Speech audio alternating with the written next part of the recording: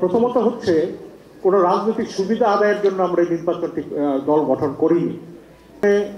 নিবন্ধনের জন্য আবেদন করব এবং সেই সময় আমাদের গঠনতন্ত্র, আমাদের লোগো, প্রতীক, পতাকা সবগুলোই আমরা সেখানে জমা দেব।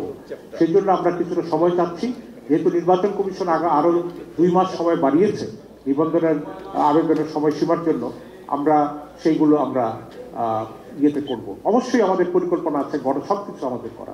প্রথমত হচ্ছে কোন রাজনৈতিক সুবিধা আদায়ের জন্য আমরা এই নির্বাচনটি দল গঠন করিনি। 2024 সালের যে নির্বাচনটি হয়েছে সেখানে অনেকে বাধ্য হয়ে নির্বাচনে অংশ নিয়েছে। আমার ব্যক্তিগত ক্ষেত্রে বলতে পারি, আমাকে গোয়েন্দা সংস্থা তুলে নিয়ে আমার বিরুদ্ধে 70টি মামলা, সেই মামলার একটি রায় ঘোষণা করা হবে এটা ভয় দেখিয়ে পড়েছে। আমরা 2018 সালে যারা নির্বাচনে গেছে, 2024-এর নির্বাচনে যাওয়া আর 2018 সালের নির্বাচনে হাসিনার অধীনে যাওয়ার মধ্যে তো আমি কোনো পার্থক্য দেখি না। এই নির্বাচনে যাওয়ার জন্য আমরা দুঃখ প্রকাশ করি, কিন্তু একই সঙ্গে যারা 2018 সালের নির্বাচনে গেছে এবং নির্বাচিত সাংসদ হিসাবে সংসদে ভূমিকা পালন করেছে, তাদেরও তো দুঃখ প্রকাশ করা উচিত। সরকারের নিপীড়ন এমনই ছিল যে আমাদের অনেকেই তখন নির্বাচনে যেতে বাধ্য করা হয়েছে।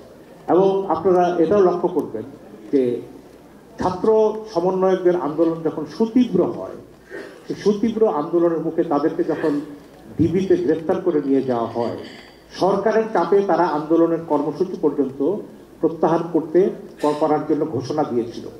অর্থাৎ ব্যক্তিকে বাঁচাতে, ব্যক্তি বাঁচতে এই আমাদের পদক্ষেপগুলো বাধ্য হয়ে নিতে হয়েছে।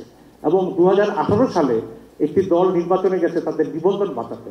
অর্থাৎ আমি মনে করি এখন সামনে যে জাতীয় ঐক্যের আহ্বান আছে, যারা ফ্যাসিস্টদের দোসর গণহত্যায় অংশ নিয়েছে, মানুষের উপর জুলুম করেছে, তাদেরকে বাদ দিয়ে নতুন জাতীয় ঐক্য করতে আমাদের সবাইকে লাগবে।